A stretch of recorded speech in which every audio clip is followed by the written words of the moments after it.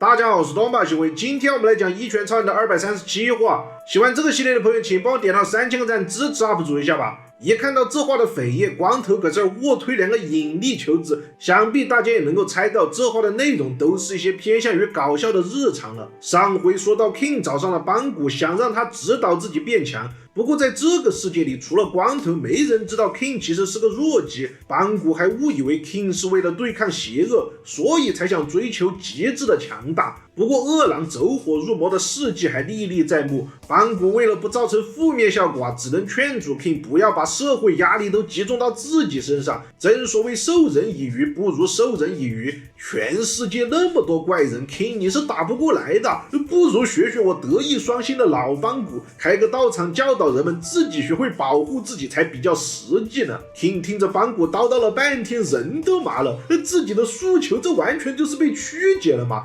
King 只是作为一个弱鸡，想要学点武功防身之类的，根本就不是在讨论什么造福人类这么伟大的事情啊。但是 King 摆出了那副不耐烦的神情，以及嘴上说道：“我才不是想讨论这种程度的事情的。”那看起来完全就是在找茬打架嘛。最后 King 也是连面子都不要了，直接向所有人坦白道 ：“OK， 兄弟们，全体目光向我看齐啊！看我，看我！我宣布个事儿。”其实我就是个菜逼，论战斗力的话，我可能连隔壁的汽车人德川都打不过啊！一旁的茶篮子和众弟子都不敢相信自己的耳朵，什么？这不可能啊！难道说那些光辉事迹都是假的吗？传说 King 曾经抱着毁灭太阳系的炸弹一头跳进了黑洞中，人类才免遭灭族。我寻思这种事情连超人都不一定办得到吧？还有多亏了 King 穿越到过去修复了时间线，不然人类早都被陨石轰成渣了。这个嘛，又在抢我光头的功劳了是吧？还有几乎人类历史上所有的神话都是由 King 的个人事迹改编而成的。什么 King 捏泥巴造人King 引发了诸神黄昏King 一怒之下降下了十灾，King 和保罗班扬打架，然后创造了5大湖之类的。作为故事的本尊 ，King 听完了茶篮子的鬼扯都绷不住了。这种一听就是骗人的都市传说，你们怎么也信啊？然后茶篮子再一次曲解了他的意思，意思就是说那种听起来不像是骗人的传说就是真的咯。那么 King 在月球上练习无呼吸连打，搞得月球表面全是环形坑的事情，那应该是真的了吧？总之就连邦古都认为 King 虽然不至于随意创造和毁灭宇宙什么的，但是论战斗力应该还是远在他们这票英雄之上的。然后他劝导 King 应该和其他的英雄们互帮互助，责任感太过于强烈了，有时候会反过来拖垮自己的。像你这种级别的人，只需要放平心态，就能够自然而然的变强了。而这时的 King 已经是急得面目狰狞了。我已经说了很多次了，我说的是最简单的锻炼变强才不是维护世界和平那么高次元的事情啊。然后呢，邦古就把 King 推给了自己的哥哥邦普。从老头子的话语中我们可以看出，他们再一次的把 King 的意思曲解为了，我已经不满足于3次元的境界了，我现在要向着更高的次元修炼。邦普上来就先装了个逼，他一套小连招把堆积起来的石头都削成了一根光棍，然后杀气腾腾的表示，我的拳法可是和邦古那种柔和的反击术不同只要被我抓住了机会，那对手就会瞬间被轰杀至渣呀。结果邦普说到最后一句又尾下去了，像 King 你这种境界的高手应该不屑于玩我这么老套的战术吧？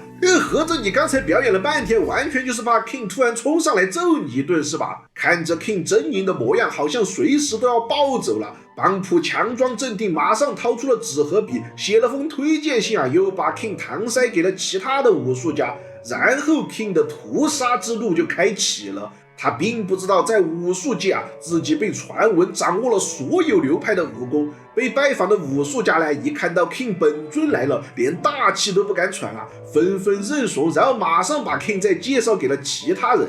其中呢还不乏有一些曾经被恶狼踢过馆的人，加上坊间有传闻说是 King 打败了恶狼啊，所以这件事不知道是怎么传的，最后就变成了 King 要向整个武术界发起踢馆挑战，所有的武馆都如临大敌，恨不得自行光速倒闭来避开 King 的锋芒。事件经过了短短时间的反复发酵，甚至演变为了是英雄协会派出 King 来对中立团体进行施压，这个样子呢，就没有人敢加入新成立的竞争团体来和英雄协会作对了。这也算是 King 变相的帮助英雄协会对抗了新协会吧。到了后来啊 ，King 已经是山穷水尽了。他发现这个星球上面一草一木都贴满了 King 是个强者的标签，没有任何人愿意倾听他的真实诉求。最后 King 被一个看起来很屌的武术家推荐去了山洞里面冥想，通过和自己对话来感悟到新的境界。那当然了，这同样是因为对方害怕和 King 对峙，所以用来敷衍他的套路啊。结果 King 畏手畏脚的走进山洞之后，发现哟，这里怎么还有个修行的前辈啊？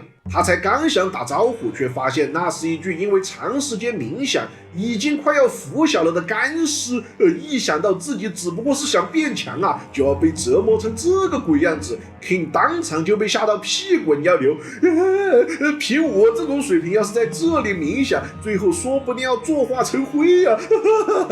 不要啊，我还是先溜了吧。然后 King 就一路飞奔的逃回了家去，路上还偶遇了疑似大眼仔的生父啊。当然了，好消息是呢，那个干尸只是个枯瘦如柴的修行者，并没有挂掉。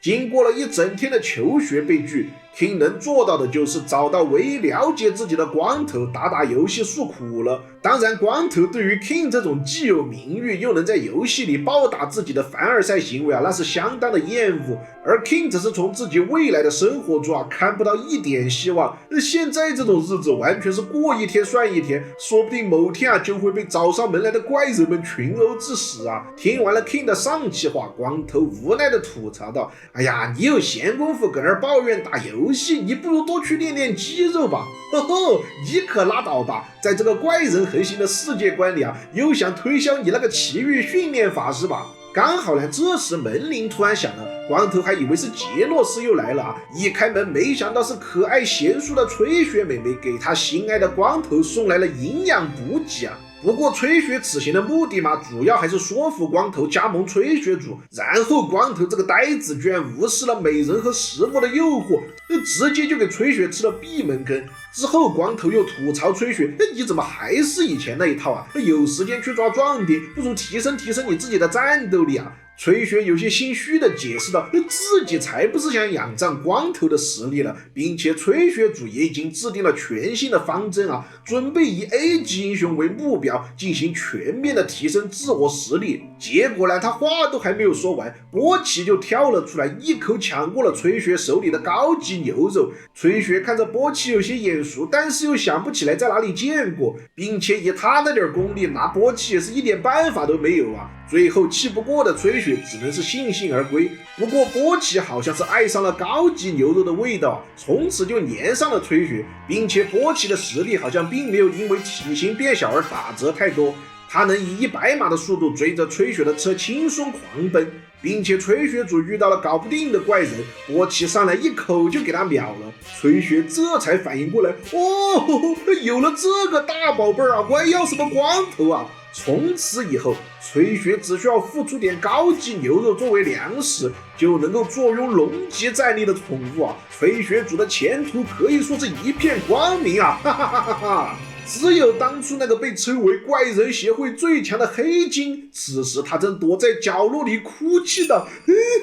他妈的，为什么只有老子现在还要吃这个巨难吃的狗粮啊？我也想吃高级牛肉啊！本话结束。